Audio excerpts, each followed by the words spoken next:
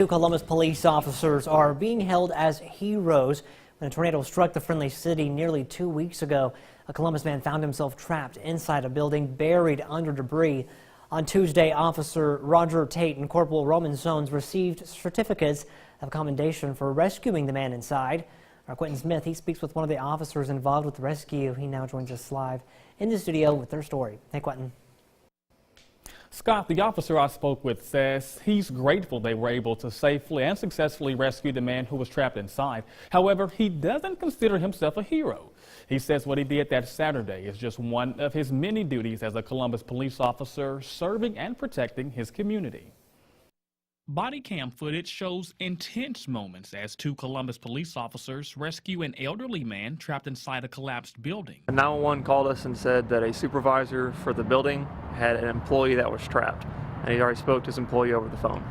And he gave us the address and where they're going to be located. With the tornado causing a power outage and leaving behind massive damage all throughout town, the two officers were truly walking into the unknown. We had to leave our vehicles some ways back and then find a roundabout way to run through the down foliage. Braving the elements, the two CPD officers used their flashlights to help them make their way through the scattered debris and find their way to the demolished building. It didn't look like there would be anything left. The way the building was down, we didn't think we'd be able to find anybody, and we didn't know that he'd be in there.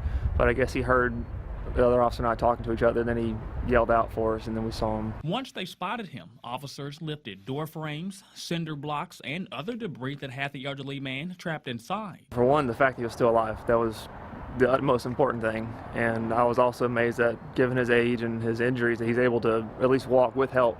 But that was a big relief, knowing that he wasn't critically injured or seriously wounded in that nature. It took officers roughly 15 minutes to get him out of the building. We're blurring the victim's face to help protect his identity. Once rescued, officers had to create a makeshift bridge to walk him out of the damaged area and get him to a hospital. An ambulance was trying to get to us, but because power lines were down, there was no way they could make it. You could actually, where we were at, we could see the ambulance 2 or 3 blocks away that was stuck. So the Officer Tate, his car was closer. He was able to put in the back of that, and he drove in the ambulance himself. Corporal Roman Sones says he's thankful that their efforts helped lead to a safe rescue.